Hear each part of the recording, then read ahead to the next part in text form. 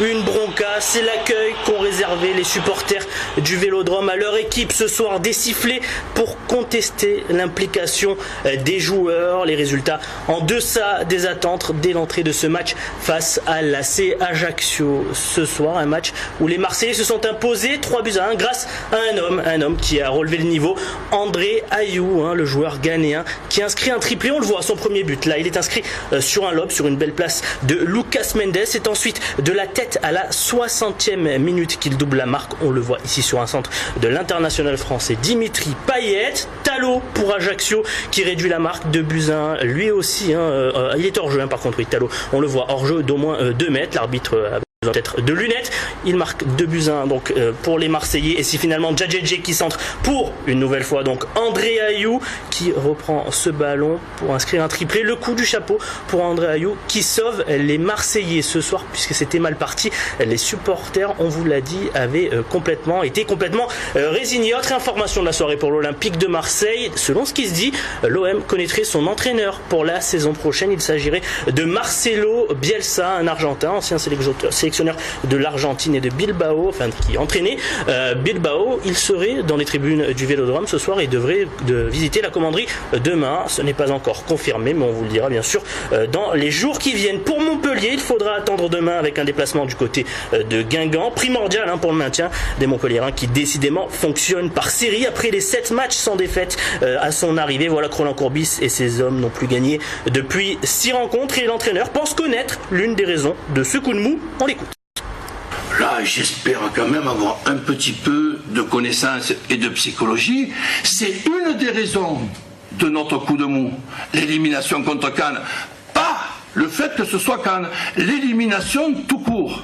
Je pensais et je pense encore que pour jouer le maintien dans une atmosphère de stress, de nervosité, pour la gestion d'un groupe, avoir 2 carottes pour pouvoir aller mobiliser 4 ou 5 joueurs qui jouent un petit peu moins, etc., etc.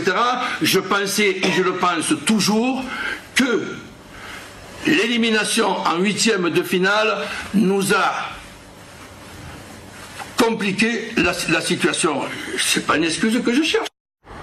Toujours dans le monde de la Ligue 1, la guerre des droits TV entre Canal+ et beIN Sport a pris fin aujourd'hui. Oui, avantage Canal+ qui a obtenu le premier et le deuxième choix pour la période 2016-2020. La chaîne pourra donc diffuser les 3 plus belles fiches de chaque journée de Ligue 1. Le reste des rencontres seront diffusées sur beIN Sport et pour s'octroyer ce privilège, Canal a dû débourser la modique somme de 748,5 millions d'euros pour chaque saison. Pas mal, mais pas assez pour le président de la LFP. J'aurais aimé plus, mais vous savez, dans un appel d'offres, c'est l'acheteur qui fixe le prix. Ce n'est pas le vendeur. Le marché a parlé et c'est le marché qui décide. Cet argent ne sera pas gaspillé. Il servira d'abord à maintenir le niveau du football français qui mérite d'être soutenu, mais aussi à faire vivre toute la filière du football français depuis le sommet jusqu'à la base. Et ça, c'est important. À noter la Ligue 2 qui reste entre les mains de beIN Sport, hormis pour le match du lundi soir. Oui, la Ligue 2, justement. On y vient. Et pour le Nîmes Olympique, les droits pour rester en Ligue 1, en Ligue 2, ça va être compliqué pour la saison prochaine. Ce soir, les Crocos jouaient au Costières face à Nancy et ils se sont inclinés 1-0. Nouvelle défaite pour les Crocos qui s'enfoncent dans la zone rouge de ce championnat de Ligue 2. Ils sont 19e ce soir à 4 points du premier non relégable. Ça sent pas bon.